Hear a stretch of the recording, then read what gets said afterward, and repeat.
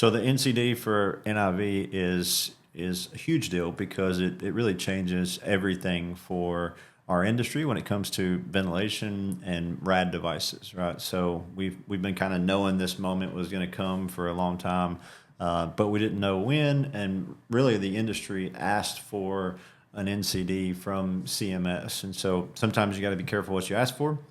But the good news is that now it's going to be clear and it's going to be more objective. It's going to be more clear. It's not completely clear still, but it's good news that we have clarity around what we need to do. But it also creates some challenges for DMEs, and so those challenges and the big deal part is it's really going to change your workflow and being able to change up how you do business to be able to track patients is something that, to be honest, some DMEs are prepared for, some are very much not prepared for. And some DMEs don't even know about it yet. You know, I've talked to several DMEs that didn't even know there was an NCD, and we're kind of operating business as usual. So getting the word out and understanding your business is going to change, and then making a plan for how to change your business is really the big deal part. How is it going to change your business operationally? How is it going to change your business from a financial standpoint, ROI standpoint, and then clinically, how's it going to change your business? So there's a lot of changes from the proposed to the final. At first glance, it didn't look like there was that much difference, but there really are. And so from the proposed NCD, there were things in there like you had to have high intensity therapy for BiPAP at 20, IPAP of 20 or more, which was pretty high, which came from some of the European studies done in the 90s, early 2000s. There were some other things in there about compliance having to be 5 hours every day, basically. And so then there were some things in the proposed around blood gases and continuation of blood gases to be able to prove that the patient needed the therapy. A lot of those things got changed. And so in the new document, it's much better than what was proposed. The proposed document was not very clear, had some confusing things in there, and was almost impossible to implement. The new one, at least we feel like is possible to implement, but is definitely going to change your business. And so one of the biggest things is compliance is now in line with CPAP, which is 4 hours a day, 70% of the time. And then also you've got the continued coverage criteria, which says you have to now get the patient compliant in the first 6 months, which is different than CPAP, where it's the first 3 months. So you've got 6 months to do that, so a little bit more leeway. But the thing that has really changed is the ongoing compliance portion of the NCD, and that says that you've got to get the patient compliant in the first 6 months, and so you've got to find 30 days of compliance in the first 6 months, and then 7 months to 12 months you've got to show that they're compliant every single month on a RAD, and then on a ventilator it's pretty much forever. But there's 2 periods in there where a physician has to, it says a clinician in the document, but everybody that I've talked to says that is the provider.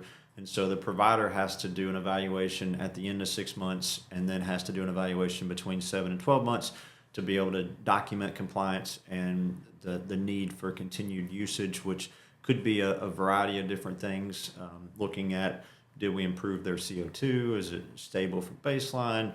Did we improve symptoms? So we're looking for some kind of markers that says the patient is using the therapy and it's working, and there's some kind of improvement in symptoms or in CO2. But you have to have 2 follow-ups now within at the end of 6 months, within 7 to 12 months, and then you have to track compliance forever on a ventilator patient, or on a RAD device or BiPAP. It's going to be just in the months that you're billing. So if you're capped at 13 months, you got to track compliance every single month from month 7 all the way through to month 6 or month 13.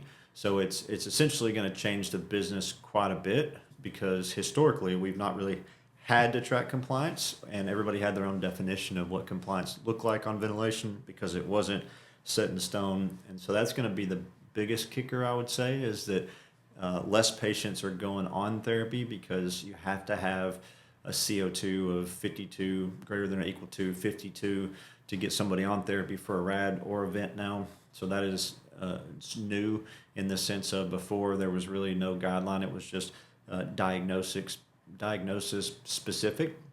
So now you've got to have that CO2 no matter which device you're going on. And then, which means we're not going to get patients on quite as early, and it's going to really kind of change the way we qualify patients. And then which device do they go on when they do qualify is going to be determined on a bunch of different factors. But from what was proposed to what is now, there's lots of changes, some improvements, some things still need some clarity, and we're hoping we can get some clarity in the LCDs, which I know Home Care and VGM, all the organizations are looking at how do we clarify some of those things. But there's a lot to digest, and there's a lot to take in, and it has to happen pretty quick. So you got to be on top of this as a DME provider right now. It's a good question, and there's lots of things that will be impacted by this new ruling. Number one is to be able to qualify a patient for ventilation, there's going to be more legwork that has to happen. You're going to have to change your policy on how you qualify patients. Really need to be looking at understanding the NCD and trying to figure out some of the mechanics of how that works, which we're all trying to decipher right now. But how do you get a patient directly to a RAD or directly to a ventilator? And then what's the step down approach if you go from a RAD to a RAD with backup rate to a RAD without backup rate? So there's lots of things to take into consideration. It's going to open the door for more patients on RADs, and it's going to close the door somewhat on some of those patients for ventilation. So it's definitely going to affect the qualification process. And then the next part of that is the operational process. So if you don't have modems, you got to put modems on every device. You cannot put out an unconnected device at this point, because if you do, in 6 months from now, you're going to be going to the home every month to do a download would be the only way you can show compliance.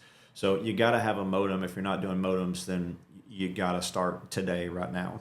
And the next part is the operational part of how do you document and track data, and how are you managing compliance? A lot of companies out there don't have a great structure for managing ongoing compliance, or really managing that follow-up process of making sure the patient is seeing their physician. Now, the physician visit does not have to be a face-to-face, so it can be telemedicine, and so there's some caveats in there that you really need to pay attention to.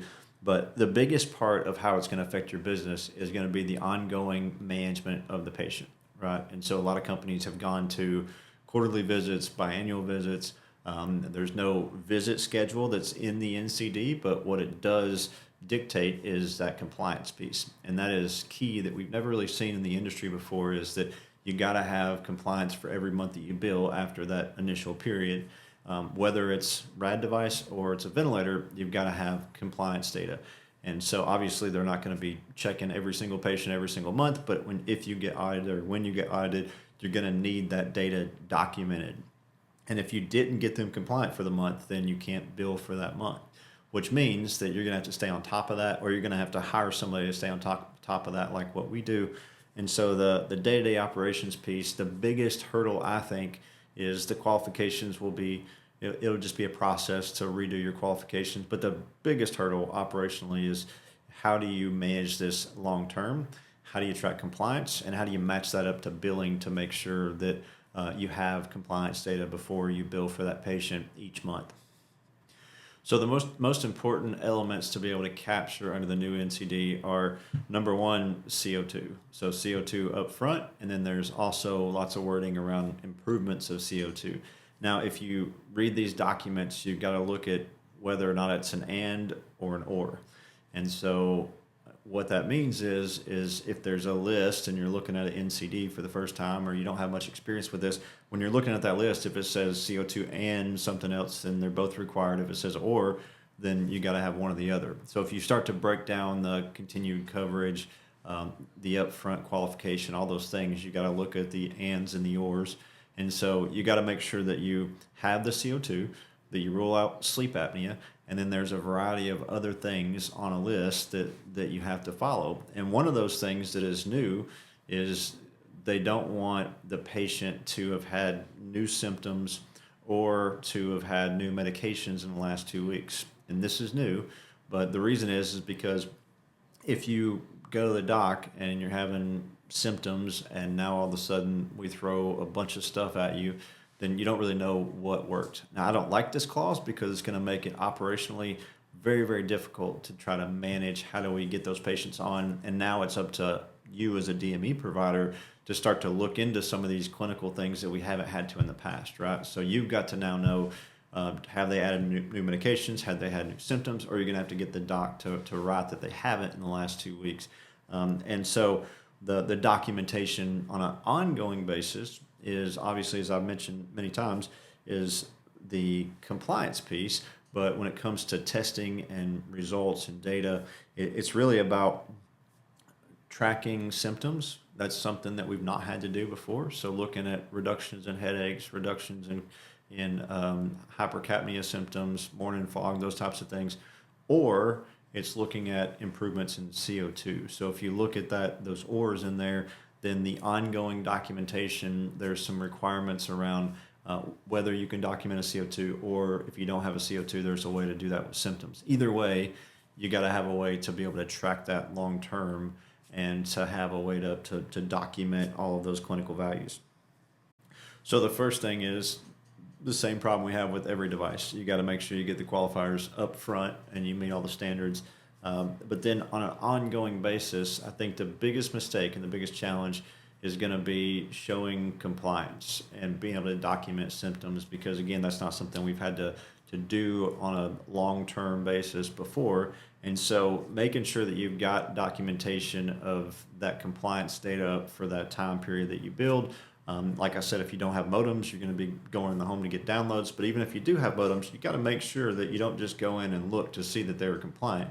You've got to find a way to document that report in the billing, because those modems are you got to make sure that they're saving that data, and oftentimes they do not. And so if you're just relying on the data that's in the device to go back and look 2 years from now or 3 years from now, that's probably not a valid way to do it. So the mistake that I think you could make is if you don't get a report on every single patient and have some way to manage those reports, then you're gonna mess this up potentially, because of the fact that you don't have the appropriate documentation when you get audited, or when the time comes to go back and look 2, 3, 4 years after this date. Now, we did get the grandfather clauses in there, and you'll find that in the comments of the NCD, which means this does not affect your current patients before June 9th.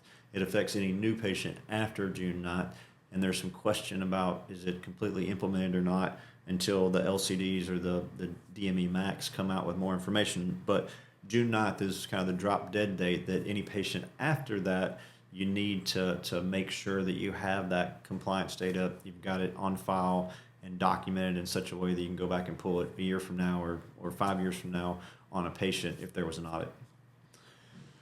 So we've been preparing for this moment and these requirements ever since we started Encore. And knowing that this was going to come, knowing this day would come, we didn't know what would be in them, obviously, but we did know that there would be some kind of requirements, and knew that not only is Nexus preparing you for the NCD, but also this value-based world that we live in, where everybody's expected to track data and outcomes. That's what Nexus does. And so if you think about how the NCD fits into our platform, it was really made for this, in the sense that tracking data, tracking compliance, tracking symptoms is what we do. And we already have data on almost 160,000 patients now. And so we've got lots of experience in doing this. We've got devices connected. So all the ventilators on the market except for one are connected. And that's not because we don't want to connect with them. It's because so far they haven't been willing to connect with us. But any other device that you use, it makes it super simple when you're using Nexus. And so that means all the data is coming into one place. You've got reports. You've got the ability to track and document compliance. And we even can do it for you. And so if you're thinking about kind of Nexus, there's two options. One is we license it to you. You use our tool to track your patients. But in this case, because compliance is going to be difficult and tricky and a whole new process, and you're probably going to need new staff to do it, it may make a lot of sense to outsource. And so outsourcing our Vent 360 services, our Telerespiratory services, is another option to really just kind of flip a switch and be ready to go for the NCD. But we check all the boxes right now with Nexus, and we're continuing to review this NCD and make sure if there's anything that needs to be tweaked in any of our programs, that's being tweaked as we speak.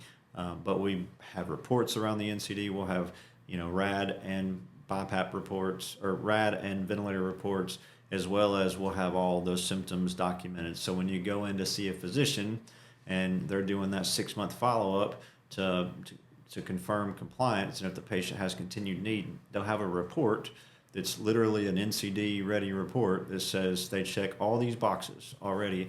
Here's the compliance, here's the data. The doc can just simply look at it and know that they checked all the boxes. Same thing during the 7 to 12 months. And then ongoing, every month after that you need to track compliance, you'll have that information in Nexus.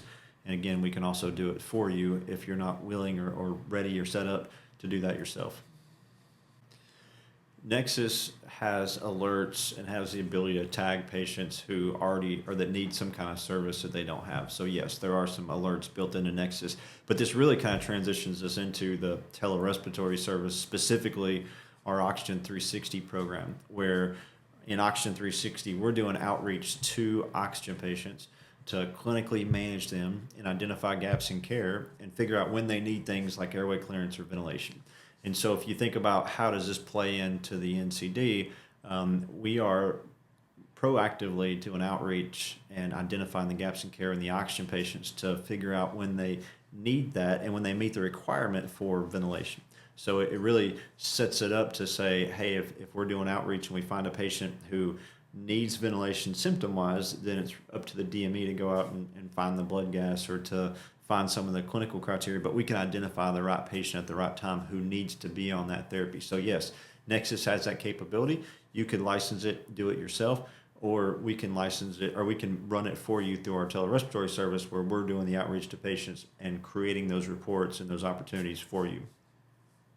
That's really what we were built for, is that when we first started the Telerespiratory programs, it was to supplement what we were doing with Nexus, because we recognized that DMEs after COVID struggled with staffing and with finding the right staff or with really maintaining staff. Not to mention when you've got a mixed staff where there's some people doing CPAPs and other services, it's hard to fit in and to appropriately manage things like ventilator patients. And so the staffing piece is why we built the Telerespiratory model, but it's so much more important now with the NCD. And that's because if you think about where you're at today, maybe you're already struggling with staffing, maybe you're struggling with at least keeping up with compliance and some of those things that aren't the day-to-day checklist that the therapist has. Now all of a sudden you're going to be required to track ongoing compliance on every patient. And so how are you going to manage that? Are you going to put an RT in the office just to track the dashboards? Are you going to try to figure out how to take your RTs who are doing things like CPAP setups off of that when those are things that are revenue generating to put them in office to track data? Or do you just outsource that? And that's really where we come in, is to say we can, again, flip a switch and you're ready to go. We do all the work for you. We get all the documentation for you. And so it makes it really simple. You don't have to go create a new process, hire new people, take people out of the field, put them in an office.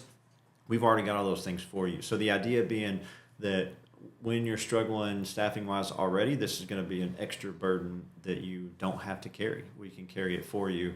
And so just as simple as enrolling patients in our VENT program, which is our compliance program, is that we will manage just the compliance piece for you, to as extreme as our VENT 360 program, where we can manage everything for you. So after the setup, we do the follow-ups through telemedicine. You can even rent the VENT through us.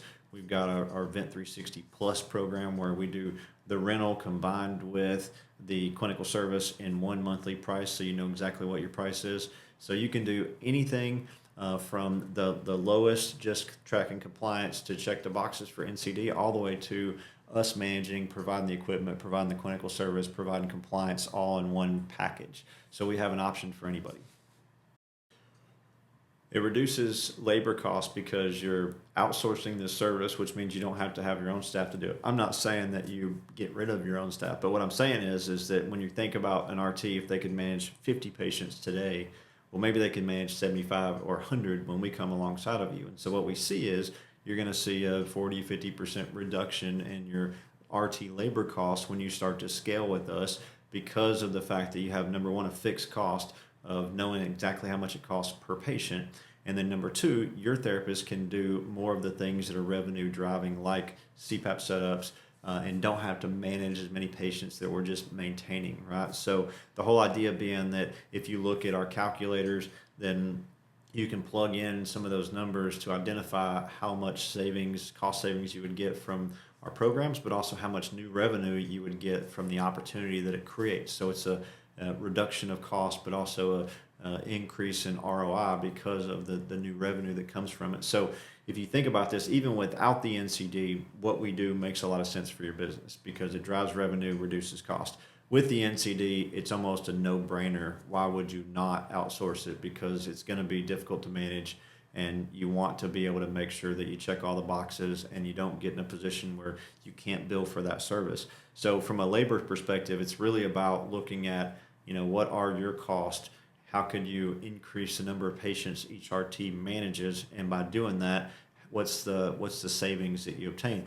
Generally speaking, we, in our Telerespiratory call center, we're able to keep costs down because we don't have all the extra overhead, we don't have all the travel time, and just simply because someplace in the country respiratory therapists cost a whole lot more than they do other parts of the country. So we're able to keep our costs down, especially when you start thinking about using our service when you're in California, you're in New York, you're in some of these places that are very, very expensive to staff respiratory therapists. It is 100% no-brainer. But even in markets where respiratory therapists don't make quite as much, there is a substantial cost savings when you start to scale with our service. Plugging into what we do, we've spent a lot of time and a lot of effort making it very simple, right? So we know that we can't disrupt your business if we're going to bring in a new service. Obviously, there's going to be change when you start doing a new service, but we've done a lot of work to make sure that the disruption is minimal, especially if you hire us to do telerespiratory services. So if you hire us to manage your compliance for this NCD, or if you hire us to do follow-ups under this NCD, the process, the workflow is very, very simple. And setting that up is very simple. It's simply setting up the IT component, setting up the workflow of how we communicate back and forth, but we essentially become part of your team in that model. So don't think of us as a subcontractor that is separate and creates a silo around this business. Our respiratory team is working constantly with your respiratory team and your billing team. So we just become an extension of what you do. The patients don't even know that we're working with Encore Healthcare. They know us as part of your company. And so when we call them, because we're a subcontractor, we're identifying ourselves as your company. So the disruption, it's actually generally more, you think it's a lot more than it actually is. And once we get into it, you recognize that, number one, your patients are being followed and the documentation is correct, and you've got all that data. And then number two, in that process, generally the patients like the fact that they have a consistent respiratory therapist who's talking to them and working with them, and we build strong relationships. And that's not always the case when you got a bunch of therapists running around doing visits. So we can create some consistency. We can create, if you look at our data, our telerespiratory services, people sometimes worry, are you going to have as good of an outcome doing that? And what we see is it's actually better from telerespiratory, just because we're very consistent in how we document and how we engage with a patient every time we make a call. And so you're going to see that consistency come across in better outcomes, better data, and being able to make a difference in patients' lives. So the challenge is going to be that it's going to be harder to get patients on ventilation, but it's going to be easier to get them on RAD devices, as I mentioned before. So if you think about that, that means that now you've got a product like ventilation uncapped and averaging $800 to $1,000 per patient per month to manage that product forever because it's frequently serviced, versus you've got a product that is a RAD device, a bi-level, but in the bi-level device, even though it's capped at 13 months, this new policy goes directly to a RAD with a backup rate, which is obviously higher reimbursement. So it skips EO 470, goes to EO 471, and that means it skips the RAD without a backup rate and goes directly to one with the backup rate. So what does that mean for you? Well, that means you still have to get a lot more patients on service under that RAD with backup rate to match what you would get on a ventilator. But it means that you can also really focus on that side of the business, because if you think about those patients on EO 471 or RAD with backup rate, a lot of those patients eventually will fail and will need ventilation. And so now you've got them on your service and they're going to stay on your service. And at some point they might need to advance to the next therapy. Sometimes they may not. But either way, this is a higher margin part of DME than oxygen or the other things that we're used to. It's not quite as good as ventilation, but now your ventilation up here, the rest of the respiratory is over here. Now you've got kind of a step in the middle with RADs with backup rate, but you got to think about how do you manage that and kind of what that process looks like. So there's a lot that's going to go into that, but the opportunity is that maybe you get less vents. I do think that there are some payers out there that currently Medicare Advantage plans that are not approving ventilation because they've created very strict guidelines that they're going to have to back up and follow this NCD now. And so in doing that, when they back up and follow that, it may open up some of the larger payers.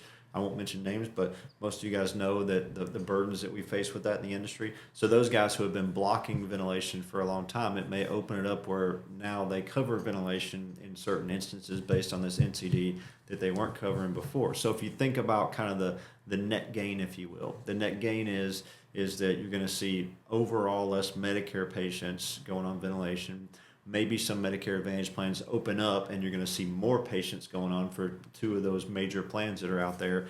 And then you're going to see more patients going on a RAD device with a backup rate. So overall, I think that it's a net neutral, possibly a net gain, we'll see. But it's definitely not as burdensome or as negative as a lot of people think at this point, because of the fact that it's going to open up other opportunities that you're going to have to change your business for, but still other opportunities to manage these patients and make sure that we take care of them the best that we possibly can. Depends on your business. And so if you look at companies that use us, you've got some that have gone way big on ROI because of the fact that they gained so many new patients, or they kept patients on service longer. There's a lot of different elements that we'll talk about, but the main thing is it really depends on your business. How good are you already at taking care of ventilator patients, managing ventilator patients, making sure that you're keeping them on service, but also, what's your cost, because sending people out to the home costs a lot of money. And every time you start a vehicle with a respiratory therapist, you're at $200 plus just to dispatch them into a home. So if you think about the cost savings, there's a lot of things that go into that. But I would challenge you or encourage you to, one of the things that we do in our demos is we go through a cost calculator where you can plug in all of your data or some of your data, and we can give you an estimate of ROI. And that's one of the things that is so valuable, just to see if I do X, Y, and Z, even at what average DMEs do in using our software, you're going to see a pretty large ROI. And now, again, it's so much more important with this NCD to be able to track the data, track the compliance, as well as create an ROI for your business. Nexus extends average length of service because, number one, we engage patients in a very real and ongoing way. And so when patients are engaged that way, they stay on service longer. This is one of the things that I ran into when I was on the DME side, is that we had a business that was growing rapidly. We were doing a great job of identifying new patients and getting them on service. But at some point along the way, we got to where our attrition, or the number of patients we were picking up, was about equal to how many we were setting up. So we were on this spike. All of a sudden we plateaued off because we were picking up as many patients as we set up. And so I really went on this journey to try to figure out, okay, how do we get patients to stay on longer? Because number one, it's better clinically. Number two, it's better financially. And so in that business, we were probably at 1,000 vent patients at the time. And we made some changes of how we engage patients, looking at how we address things like copays and making sure patients felt value out of what we were doing, and we were having those conversations in the right way, making sure that patients understood, if you pick this up and your disease progressive, what's going to happen. So really just better communicating with the patient. And in that process, we went from an average length of service in my previous business of about 14 months up to 20 or so months. And so we saw that we could make an impact. And then instead of attrition and growth being about flat, we started to grow again because we were picking up less patients than we were setting up, and that was really contributed to increases in length of stay. So that 15 years ago kind of started this journey of how do we focus on length of service, average length of service, so that we can really address the clinical side of it and the business side of it. And so with Nexus, the way that works is we've seen across the board, across the United States, the average company has patients on service for 8 to 9 months. That's the average for NIV patient. If you ask anybody out there, they're going to tell you something close to that.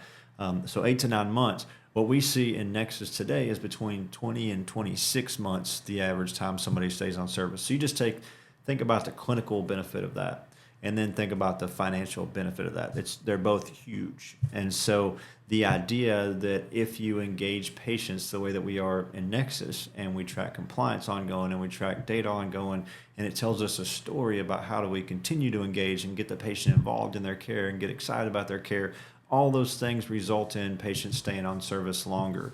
And we've got calculators, again, that we've built so we could say, hey, look, if your average length of service is X months, say it's 9, the national average, and you plug them into Nexus, what you're going to see over the next few years is you're going to see an increase in length of service. That is a bigger revenue driver than even new patient acquisition, because if you start to look at a small impact in average length of service makes a bigger impact on revenue long term than even increasing your patient acquisition numbers. So it's a huge part of how do you drive better clinical outcomes and how do you drive revenue at the same time and continue to grow and expand your business. So it's such an important part of what we do, but it's one of the key elements that Nexus does consistently across the board. Some companies we've seen, a couple months at the lowest. Some companies we've seen all the way up to 20 plus months that it increased from where they were at. So that's a huge improvement. And you're talking about lots and lots and lots of extra birthdays and Christmases and time with family, but also lots of additional revenue for those DMEs because they kept the patient on service longer by doing the right thing, engaging the patient. The number one piece of advice would be to get started right now, because if you wait too long, number one, you're going to be behind the 8 ball in how do you track some of these things. Number two, when you think about companies like us, we're already getting overwhelmed with people coming to us saying, can you do this for us? And so get started now so that you can make sure that you get ahead of this and you don't get behind the 8 ball and get in a position where you can't bill in 6 months or 12 months from now, or even 3 months from now in knowing what to do.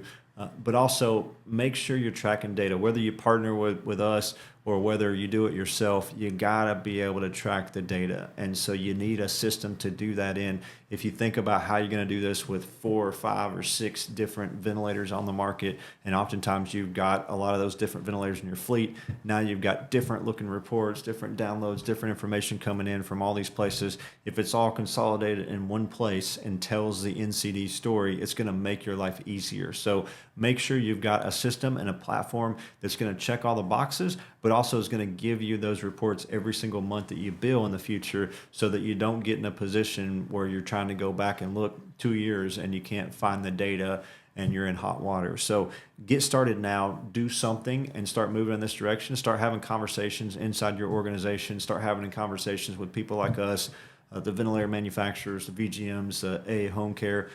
Get in the conversation now and get started on tracking data today, getting modems out, getting prepared for this thing, changing your policies, changing your process, and outsourcing if you need to prepare for the NCD.